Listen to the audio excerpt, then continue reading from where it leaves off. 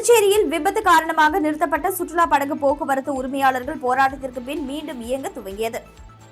வீராம்பட்டினம் பகுதியில் கடந்த 19ஆம் தேதி சுற்றுலா பயணிகளை ஏற்றி சென்ற படகு முகத்வாரத்தில் கவிழ்ந்து விபத்துக்குள்ளானது. அதைத் தொடர்ந்து சுற்றுலா படகு போக்குவரத்தை அரசு தற்காலிகமாக நிறுத்தி வைத்துள்ளது. அரசின் நடவடிக்கையை கண்டித்து படகு உரிமையாளர்கள் சுற்றுலாத்துறை அலுவலகத்தை நேற்று முன்தினம் அதிமுக மாநில செயலாளர் அன்பழகன் தலைமையில் முற்றுகையிட்டு போராட்டத்தில் ஈடுபட்டனர்.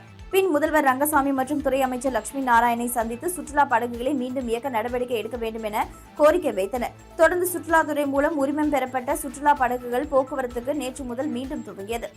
இந்த நிலையில் கடலோர காவல்படை இன்ஸ்பெக்டர் தியாகராஜன் தலைமையில் போலீசார் நேற்று வம்பாக்கிரபாளையம், பாண்டி மெரினா, அரிக்கமேடு பகுதிகளில் ரோந்து பணியில் ஈடுபட்டு இயக்கப்பட்ட சுற்றுலா படகுகளை ஆய்வு செய்தனர். அதில் சுற்றுலா படகுகளின் உரிமம் மற்றும் முக்கிய ஆவணங்களை சோதனை செய்தனர்.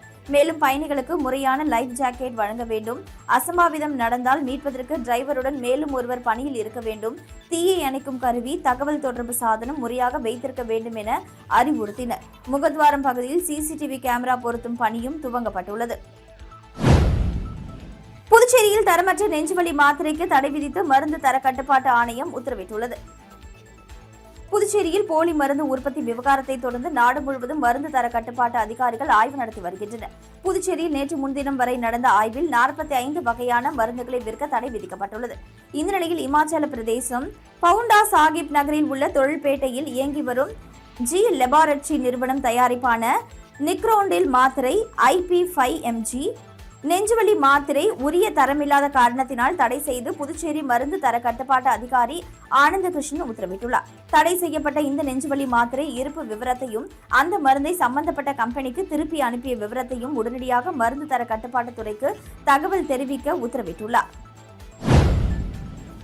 கொரோனா காலத்தில் சுகாதாரத்துறையில் பணிபுரிந்த ஒப்பந்த ஊழியர்களுக்கு மீண்டும் பணி வழங்க வலியுறுத்தி புதுச்சேரிக்கு பிரதமர் வரும் அன்று கருப்பு ஆடை அணிந்து போராட்டத்தில் ஈடுபட உள்ளதாக தேசிய மக்கள் முன்னணி தெரிவித்துள்ளது. கொரோனா காலத்தில் புதுச்சேரி சுகாதாரத்துறையின் மூலமாக ஒப்பந்த அடிப்படையில் தேர்வு செய்யப்பட்டு பணி நீக்கம் செய்யப்பட்ட ஊழியர்கள் தேசிய மக்கள் முன்னணி தலைவர் சுவாமிநாதனை சந்தித்தனர். இந்த நிகழ்ச்சியில் கட்சியின் துணைத் தலைவர் ஜெபின் மற்றும் செயலாளர் டேவிட் ஜோசப் உள்ளிட்டோர் பங்கேற்றனர். நடந்த கூட்டத்தில் முன்கூட்டியே நடந்த அனைத்துக் கட்சி கூட்டத்தில் முடிவு செய்தது போல இந்திய பிரதமர் மோடி புதுச்சேரி வருகையின் பொழுது அவரது கவனத்தை ஈர்க்கும் விதமாக கொரோனா சுகாதார ஊழியர்கள் பணி வழங்க கோரிக்கைகளை வலியுறுத்தி கருப்பு ஆடை அணிந்து கவன ஈர்ப்பு போராட்டம் நடத்துவது என முடிவு செய்யப்பட்டுள்ளது. தொடர்ந்து செய்தியாளர்களை சந்தித்த சுவாமிநாதன், பிரதமர் ஆணைக்கிணங்க கொரோனா காலத்தில் பணி அமைக்கப்பட்ட ஊழியர்களை மற்ற மாநிலங்கள் மற்றும் யூனியன் பிரதேசங்கள் நிரந்தர பணி வழங்கி பாதுகாத்துள்ள பொழுது புதுச்சேரி மாநிலம் அவர்களை பணி நீக்கம் செய்து வயது தளர்வு மதிப்பெண்ணில் சதவீதமும் தருகிறோம் என்று ஏமாற்றுவது கண்டனத்துக்குரியது என கூறினார். இது தொடர்பாக 4 பிராந்தியம் உள்ளடங்கிய புதுச்சேரி மக்களிடம் கையெழுத்து இயக்கம் நடத்தி நாளை தபால் நிலையம் அருகில் ஒன்று கூடி இந்திய பிரதமருக்கு பொதுமக்களின் கடிதத்தை அனுப்ப உள்ளோம் என்றும் புதுச்சேரிக்கு வருகை தரும் பிரதமரின் கவனத்தை ஈர்க்கும் கருப்பு ஆடை போராட்டத்தை கட்டாயமாக நடத்துவோம் என்றார். சப் இன்ஸ்பெக்டர் பணிக்கான சான்றிதழ் சரிபார்ப்பு பணி வரும் 4ஆம் தேதி நடக்கிறது. புதுச்சேரி காவல்துறையில் காலியாக உள்ள 70 சப் இன்ஸ்பெக்டர் பணியிடங்களுக்கான எழுத்துத் தேர்வு கடந்த 22ஆம் தேதி நடந்தது. இதற்கான தேர்வு முடிவுகள் நேற்று அதிகாலை வெளியிடப்பட்டது. இதைத் தொடர்ந்து தேர்வானவர்களுக்கு சான்றிதழ் சரிபார்க்கும் பணி விரைவில் அறிவிக்கப்படும் என தெரிவிக்கப்பட்டது. இந்த நிலையில் நேற்றிரவு வெளியான மற்றொரு அறிவிப்பில் சப் இன்ஸ்பெக்டர் பணியிடங்களுக்கு தற்காலிகமாக தேர்வு செய்யப்பட்டவர்களுக்கான சான்றிதழ் சரிபார்ப்பு கோரிமேடு போலீஸ் பயிற்சி பள்ளி ஆலோசனை கூடத்தில் வரும் 4ஆம் தேதி காலை 8:30 மணி முதல் நடக்கிறது. தேர்வானவர்கள் தங்களின் பிறப்பு, கல்வி, குடியிருப்பு, ஜாதி மற்றும் வருமான சான்றிதழ்கள் அசலை எடுத்து வர வேண்டும். மேலும் விவரங்களுக்கு இணையதளத்தில் பார்வையிட்டு தெரிந்து கொள்ளலாம் என குறிப்பிடப்பட்டுள்ளது. வீராம்பட்டினம் தேரோடும் வீதிக்கு 1,42 லட்சம் ரூபாய் செலவில் புதைவட மின்கம்பிகள் அமைக்கும் பணியினை தொகுதியின் MLA பாஸ்கர் என்கிற தட்சிணாமூர்த்தி பூஜை செய்து தொடங்கி வைத்தார். புதுச்சேரி மின்துறை சார்பில் அரியாங்குப்பம் தொகுதி வீராம்பட்டினம் செங்கழநீர் அம்மன் தேரோடும் வீதிக்கு 1,42,000 ரூபாய் செலவில் புதைவிடமாக மாற்ற திட்டமிட்டு அதற்கான பூமி பூஜை இன்று நடைபெற்றது. இதில் பாஸ்கர் MLA தலைமை தாங்கி பணியை துவக்கி வைத்தார். இந்நிகழ்ச்சியில் மின்துறை செயற்பொறியாளர்கள் உமேஷ் சந்திரா, லங்கா கிருஷ்ணா ராவ், உதவி பொறியாளர் சசிகுமார், இளநிலை பொறியாளர்கள் லூர்துராஜ், கதிரவன், வீராம்பட்டினம் மக்கள் குழு பத்மநாபன், திருப்பணிக்குழு மகாலிங்கம், கிராம முக்கியஸ்தர்கள் மற்றும் மின்துறை ஊழியர்கள் பலர் கலந்து கொண்டனர். தொடர்ந்து அரியாங்குப்பம் பாரதியார் பல்கலைக்கழகத்தில் 53,29,000 ரூபாய் செலவில் நுண்கலைத்துறை கட்டிடத்தின் 2ஆம் தளம் மேம்படுத்தும் பணி மற்றும் 46,95,000 ரூபாய் செலவில் நடனத்துறை 2ஆம் தளம் மேம்படுத்தும் பணிக்கான பூமி பூஜையும் நடைபெற்றது. இதனையும் பாஸ்கர் MLA பூமி பூஜை செய்து பணியினை துவக்கி வைத்தார். இந்நிகழ்ச்சியில் செயற்பொறியாளர் வைத்தியநாதன், உதவி பொறியாளர் குலோத்துங்கன், இளநிலை பொறியாளர் தமிழரசன், பாரதியார் பல்கலைக்கூட முதல்வர் அன்னபூரணி, ஆசிரியர்கள் என பலர் கலந்து கொண்டனர். இலவச HPV தடுப்பூசி திட்டத்தின் கீழ் புதுச்சேரியின் 4 பிராந்தியங்களில் 14,000 பள்ளி மாணவிகளுக்கு மார்ச் 8ஆம் தேதி முதல் தடுப்பூசி போடப்படும் என புதுச்சேரி சுகாதாரத்துறை இயக்குநர் செவ்வேல் தெரிவித்துள்ளார். இது தொடர்பாக செய்தியாளர்களிடம் பேசிய அவர், இந்தியாவில் பெண்களுக்கு ஏற்படும் புற்றுநோயில் கர்ப்பப்பை வாய் புற்றுநோய் 2வது இடத்தில் உள்ளது. 99.7% கர்ப்பப்பை வாய் புற்றுநோய் மனித பாப்பிலோமா வைரஸான HPV வைரஸால் ஏற்படுகிறது. இந்த புற்றுநோயை HPV தடுப்பூசி மூலம் முழுமையாக தடுக்கலாம். இந்த இலவச தடுப்பூசி திட்டத்தை பிரதமர் மோடி வருகின்ற பிப்ரவரி 28ஆம் தேதி ராஜஸ்தான் மாநிலம் அஜ்மீரில் துவக்கி வைக்க உள்ளார். இத்திட்டத்தின் கீழ் 14 வயது முதல் 15 வயதிற்கு உட்பட்ட சிறுமிகளுக்கு இலவசமாக HPV தடுப்பூசி செலுத்தப்படும். இந்த தடுப்பூசி 4,000 ரூபாய் விலையுள்ளது. தனியாரிடம் கிடைப்பது மிக குறைவு, அதாவது 1% தான் கிடைக்கும். மத்திய அரசு இந்த தடுப்பூசியை தகுதியுள்ள அனைவருக்கும் இலவசமாக தரவுள்ளது. புதுச்சேரி, காரைக்கால், மாகே, ஏனாமில் அரசு, தனியார் பள்ளிகளில் படிக்கும் 14,000 சிறுமிகளுக்கு ஆரம்ப சுகாதார நிலையங்கள் மூலம் இந்த தடுப்பூசி போடப்படும். வரும் மார்ச் 8ஆம் தேதி முதல் 3 மாதத்திற்கு தினந்தோறும் வேலை நாட்களில் காலை 9 மணி முதல் மதியம் 1 மணி வரை மாணவிகளுக்கு தடுப்பூசி செலுத்தப்படும். அதன் பிறகு தடுப்பூசி திட்டங்களில் வியாழக்கிழமைகளில் வாரம் ஒரு நாள் போடப்படும். பெற்றோரின் முழு ஒப்புதல் பெற்ற பிறகே சிறுமிகளுக்கு தடுப்பூசி போடப்படும். இதில் பக்க விளைவு இல்லை, பாதுகாப்பானது. புதுச்சேரியில் தற்பொழுது வைரஸ் காய்ச்சல் தான் உள்ளது, பறவை காய்ச்சல் அறிகுறி இல்லை என்றார். புதுச்சேரியில் சைபர் மோசடி கும்பலிடம் 3 பேர் 17,92,000 ரூபாயை ஏமாந்துள்ளனர். நேட்டப்பாக்கத்தை சேர்ந்தவரை மர்ம நபர்கள் ஆன்லைன் வர்த்தகத்தில் செய்வது தொடர்பான வாட்ஸ்அப் குழு ஒன்றில் இணைத்துள்ளனர். அக்குழுவில் ஆன்லைன் வர்த்தகம் தொடர்பான பல்வேறு தகவல்கள் குறித்து தினசரி விளக்கம் அளித்தனர்.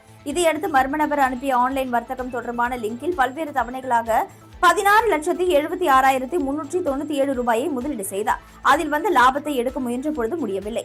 கோரிமேட்டை சேர்ந்தவர் திரைப்பட ஸ்டுடியோ சுற்றுப்பயணம் முன்பதிவு தொடர்பாக ஆன்லைனில் தேடியுள்ளார். அப்பொழுது பிரபல ஸ்டுடியோவுடன் தொடர்புடைய போலி ஆன்லைன் வலைத்தளம் வந்துள்ளது. அதில் தனது வங்கி விவரங்களை பதிவிட்டு முன்பதிவு செய்தார். அதன்பின் அவரது கிரெடிட் கார்டு கணக்கில் இருந்து 45,731 ரூபாயை மர்ம நபர்கள் எடுத்து மோசடி செய்துள்ளனர். குயவர்பாளையத்தை சேர்ந்த பெண் வெளிநாட்டு வேலை வாய்ப்பு தொடர்பான விளம்பரம் வாட்ஸ்அப்பில் வந்துள்ளது. அந்த மொபைல் எண்ணை தொடர்பு கொண்டு பேசிய பொழுது எதிர்முனையில் பேசிய மர்ம நபர் துபாயில் வேலை வாய்ப்பு இருப்பதாகவும் அந்த வேலைக்கு விசா மற்றும் விமான டிக்கெட் கட்டணம் செலுத்த வேண்டும் என கூறியுள்ளார். இதை நம்பி அப்பெண் மர்ம நபருக்கு 70,000 ரூபாய் அனுப்பி ஏமாந்தார். இது குறித்த புகாரின் பேரில் சைபர் கிரைம் போலீசார் வழக்கு பதிந்து விசாரித்து வருகின்றனர். மணவெளி தொகுதியில் சமூக சேவகர் ராமு வீடு வீடாக சென்று குக்கர், ஹாட் பாக்ஸ் வழங்கினார். மணவெளி தொகுதி தவளக்குப்பம் பகுதியைச் சேர்ந்த தொழிலதிபரும் சமூக சேவகருமான ராமு கடந்த சில மாதங்களாக தொகுதி முழுவதும் உள்ள பொதுமக்களை வீடுகள் தோறும் சென்று நேரில் சந்தித்து புத்தாண்டு மற்றும் பொங்கல் வாழ்த்துக்களை கூறி ஹாட் பாக்ஸ், குக்கர் ஆகியவற்றை வழங்கி வருகிறார்.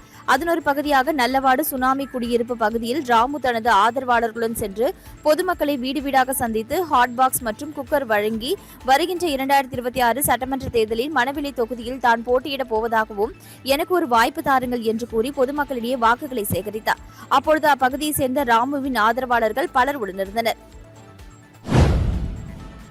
புதுச்சேரியின் முதலமைச்சரான பக்ரிசாமி பிள்ளை சிலை நிறுவிய ஜவஹர் நற்பணி மன்றத்தின் கல்வெட்டை நீக்கிய திமுக MLA மீது நடவடிக்கை எடுக்க கோரி இந்து முன்னணி சார்பில் கண்டன ஆர்ப்பாட்டம் நடைபெற்றது.